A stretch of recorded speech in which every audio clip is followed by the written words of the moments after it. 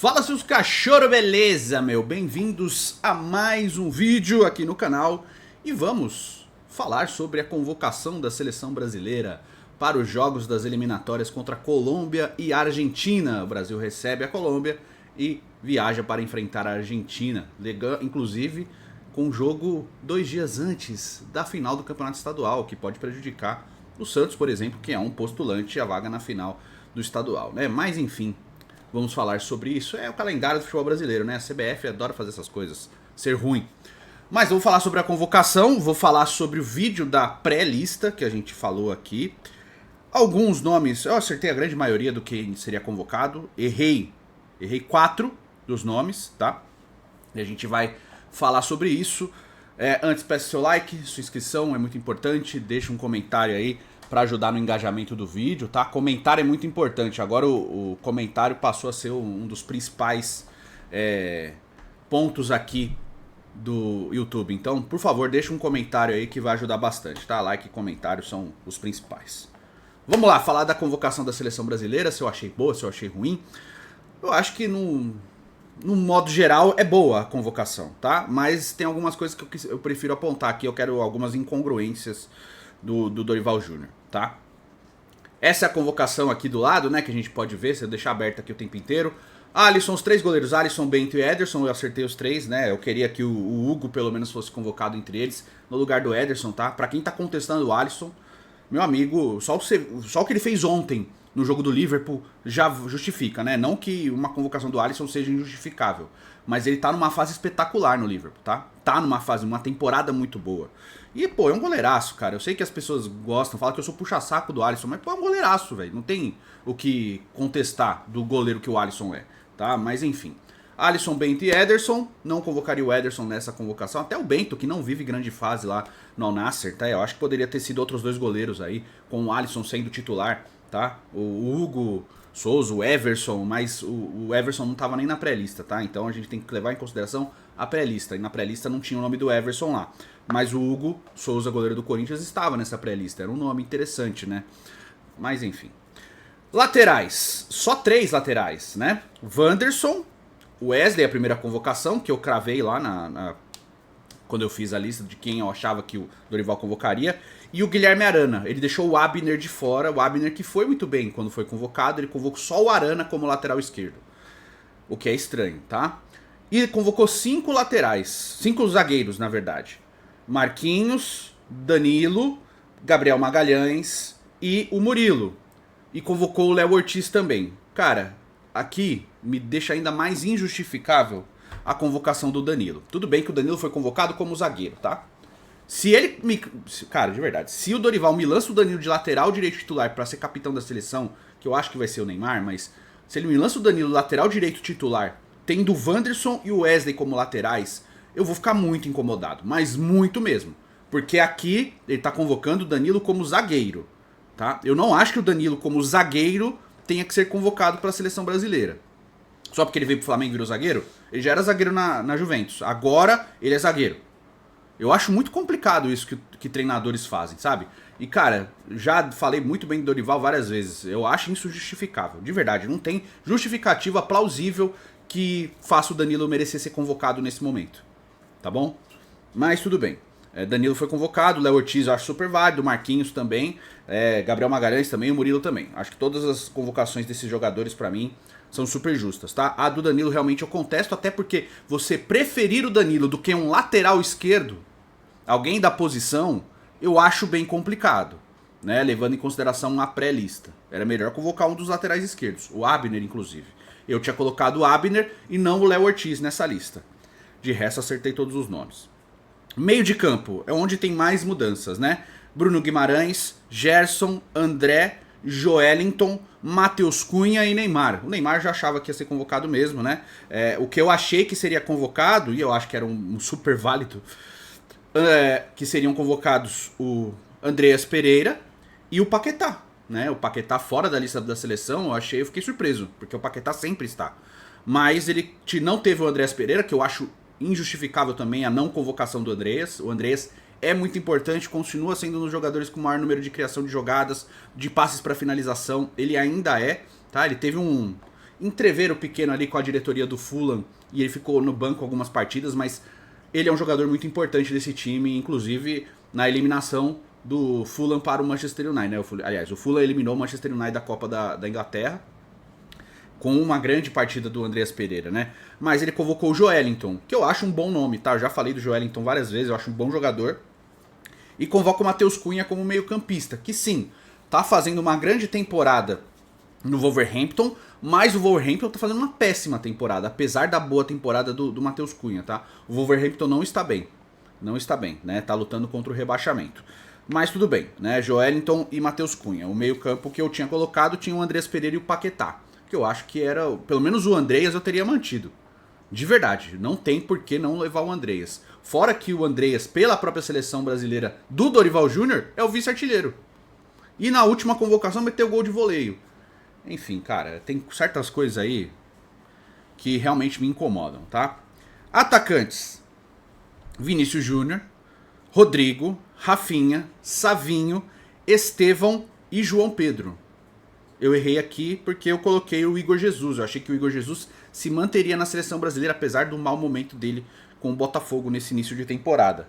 Ele convocou o João Pedro, que eu também acho um baita nome, tá? E essa é a lista do Dorival Júnior. Eu acho que de boas convocações aqui, a do Wesley eu acho uma boa convocação, a do Matheus Cunha também eu acho uma boa convocação, tá? O Matheus Cunha aqui, ele entra como um meio campista, mas ele também pode ser um atacante, um centroavante, então eu acho que é um cara que faz duas funções que pode ajudar, né? E aí por isso que ele convocou só um camisa 9, mas a não convocação do Andreas Pereira e a convocação do Danilo me incomodam muito, tá? Principalmente a convocação do Danilo, que não faz... que fica ainda mais justificável, porque você trouxe o Danilo no meio de 4 zagueiros que você já levaria, você leva o Danilo e abre mão de um lateral esquerdo. Se porventura o Arana se contunde, quem que joga de lateral esquerdo? O Danilo? Que pode, até jogou já, tá? Não é esse o ponto, mas... Você prefere improvisar um lateral que tá jogando de zagueiro do que você ter alguém da função mesmo. Você poderia ter algum jogador que faz essas funções. Na minha lista, por exemplo, eu coloquei o Samuel Lino, mesmo ele estando na lista como um atacante, mesmo ele jogando mais numa faixa de meio de campo, numa necessidade, caso tenha, porque eu teria convocado o Abner como lateral esquerdo, tá? Não o Arana. Numa necessidade, caso tivesse uma contusão, aí você poderia lançar o Samuel Lino para fazer mais uma função. Foi nessa tentativa que eu fiz. Ó, a minha lista teria sido, como eu falei no vídeo anterior, com os nomes da pré-lista, tá? Não com o nome que eu quero, por exemplo. Só. Alisson, Hugo e Bento. Eu teria levado o Bento mesmo, apesar da má fase. Wanderson e Wesley, laterais direitos. Abner e Samuel Lino na esquerda. Zaga, Léo Ortiz, Marquinhos Murilo e Gabriel Magalhães. Não teria Danilo. Foi a mesma zaga que ele convocou, só que sem o Danilo.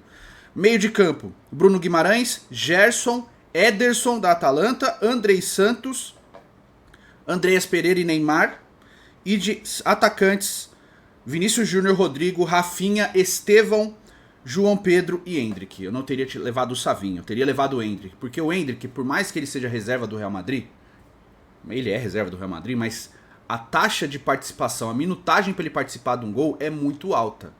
O Endrick tem números parecidos com o João Pedro nesse ano, mesmo sendo reserva.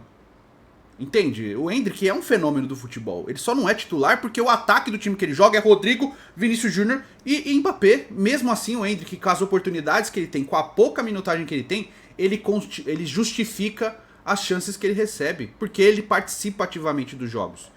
Ele é importante, cara. Né? Quando ele entra, ele faz gols. Ele faz diferença. Mas o Dorival Júnior não tem apreço pelo Endrick, não vê o Endrick encaixando nesse time. Né? Eu sei lá, cara, eu fico incomodado. Num geral, eu acho a convocação razoável, tá? Eu acho que a volta do Neymar é iminente, ia ser iminente. O Neymar vai ser provavelmente o capitão da seleção brasileira. Já o Dorival foi na Vila Belmiro acompanhar e tal. Eu acho que é normal, tá? Agora, a não convocação do Andreas Pereira, a convocação do Danilo, a não levar um lateral esquerdo a mais, realmente, cara, essas coisas pra mim são injustificáveis. Eu acho que o técnico da seleção brasileira, por mais que ele tenha montagem de elenco e tal, você não abre mão de um cara da posição. Você não abre mão. Na Copa do Mundo a gente sofreu com isso porque teve a contusão do Alex Telles, né? E a contusão... Podia ter levado o Alexandro, por exemplo. O Alexandro tá bem no Flamengo, tá? tá bem no Flamengo, tá jogando e tal. Poderia ter levado o Alexandro como esse jogador a mais. Se é pra levar um jogador do Flamengo, que levasse o Alexandro e não o Danilo. O Danilo não justificou nesse ano pelo Flamengo ser jogador de seleção brasileira, diferente do Léo Ortiz, que merece uma convocação há muito tempo, porque é o melhor zagueiro do futebol brasileiro, na minha opinião. Tá jogando demais, é um baita zagueiro, e tudo bem a convocação dele, né? Do Wesley, super justificada, merece uma convocação mesmo, né? Eu acho que o 9 da seleção vai ser o Pedro quando ele estiver disponível, né? Ele tá voltando e tal, vai começar a jogar ainda, mas no ponto que não é o Flamengo, é o Danilo, tá? O Danilo é um baita jogador, sempre gostei dele, sempre elogiei, acho um grande jogador mesmo. Só que pra seleção o ciclo dele pra mim já encerrou, e ele ser convocado como uma vaga de um jogador que pode ser importante em outra função não tem justificativa pra mim, cara. Por mais que ele não vá ser titular, ainda me incomoda bastante. Eu acho que lógico, tem que lidar com o grupo, ele é um jogador importante de grupo e tal. Sei lá. Realmente. Eu acho que nem o torcedor do Flamengo vai achar justificável a convocação do Danilo nesse momento, tá bom? De resto, eu acho que é uma convocação bem aceitável. A convocação do João Pedro não é ruim, cara. O João Pedro tá jogando bem, tá? Ele é um bom jogador, joga num time razoavelmente muito bom, que é o Brighton. O Brighton é um time decente, é um time da hora, faz bons jogos. O João Pedro é muito importante nesse time, né? Cria muitas jogadas, não é só um finalizador, ele é um jogador que constrói também. Mas eu senti muito falta da convocação do Endrick, mas gosto também dos nomes do Matheus Cunha e do Joelinton, não desgosto. Eu acho jogadores importantes, jogadores interessantes, tá? Mas o Andreas Pereira tinha que estar nessa convocação pra mim, tá bom? O Savinho também estar, eu não teria colocado, mas ele estar não é nenhum problema, porque ele é um jogador importante, mesmo nesse momento conturbado do Manchester City, o Savinho é um dos destaques positivos, né? Eu teria só levado o Estevão, porque pra mim, cara, você tem que ter 2 camisas 9, né? 2 centroavantes. Então eu teria levado 2 centroavantes, que aqui no meu caso tava o João Pedro e o Endrick, e não 5 pontas, né? Você já tem caras aqui que vão fazer a ponta? Tudo bem. Então por que você tem que convocar 5? E o Dorival já fez isso. Ele convocou tanto ponta que, eu acho que no jogo contra o Chile, no desespero, ele foi enfiando ponta no time, então ficava um time com 2 corredores sem jogador pelo meio, entendeu? Então assim, eu não gosto desse tipo de coisa. Isso me incomoda bastante, porque eu acho que é um técnico que pensa só no momento desesperado. Ai, no desespero a gente põe atacante. E futebol, cara, já se provou 1000 vezes que o que faz o time funcionar é meio de campo. Você tem que ter um meio de campo sólido, um meio de campo que funcione. Então, um meio de campo com Bruno Guimarães, Gerson e Neymar tende a funcionar, sabe? E aí você precisa de um meio participativo, né? Com o Rafinha se aproximando muito do Neymar, não ficando preso na ponta direita, né? Eu tô interessado de ver como o Dorival vai montar esse time com o Neymar disponível agora, né? Se ele vai deixar o Neymar aproximado como meia, ou se ele vai inventar do Neymar voltar a jogar na ponta, eu espero que não, né? Como é que ele vai fazer esse time funcionar? Porque ele tem Neymar, Rodrigo, Vinícius Júnior, Rafinha. Se ele vai fazer o Neymar jogar de falso 9, sem o centroavante, sem o João Pedro, e eu acho que é isso que ele vai fazer. Eu acho que ele vai jogar com Rafinha de meia, Neymar de falso 9, Vinícius Júnior e Rodrigo, trocando de posições entre um e outro, talvez inspirado no que o Real Madrid faz com o Ancelotti, né? Que mesmo tendo o Mbappé como referência de camisa 9, eles se movimentam muito, eles não ficam presos, né? O Mbappé não fica preso como um centroavante, o Vinícius Júnior não fica preso como um ponta esquerda e o Rodrigo não fica preso como um ponta direita. Eles começam os jogos assim, mas eles têm liberdade para se movimentar. O Rodrigo várias vezes está na esquerda, o Mbappé várias vezes está do lado direito, o Vinícius Júnior centraliza também, o próprio Mbappé abre pro lado esquerdo também. Então tem uma movimentação, uma troca de posições entre eles no ataque do Real Madrid, que eu acho que o Dorival Júnior vai tentar se inspirar pra jogar a seleção, tá? Porque o Rafinha, por exemplo, no Barcelona, ele tá jogando numa faixa esquerda do campo.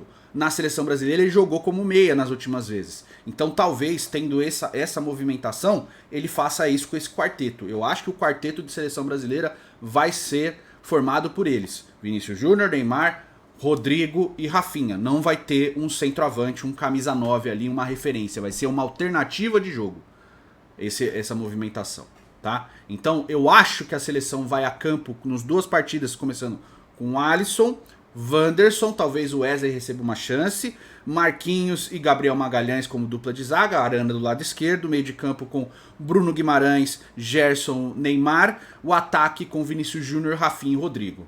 E aí fazendo essa troca de posições, que eu não acho ruim, tá bom? Mas de verdade, alguns nomes aqui me incomodaram. Eu quero saber sua opinião, o que você achou dessa lista final, tá certo? Depois volta lá no vídeo da pré-lista e vê eu montando, né, com os nomes disponíveis, tá? Tem jogador aqui que não tá na lista, não tava na pré-lista, que tinha gente cobrando, e aí eu falei, pô, gente, vamos ser honestos, dentro desses nomes, o que você faria, né? Mas diz aí sua opinião nos comentários, eu quero saber, a gente se vê no próximo vídeo. Fiquem com Deus, vai lá no Vem Pro Peixão, tem vídeo todo dia, me ajuda a bater 100 mil inscritos lá, tá chegando, tá? Falta bem pouquinho. Valeu, tamo junto, até a próxima.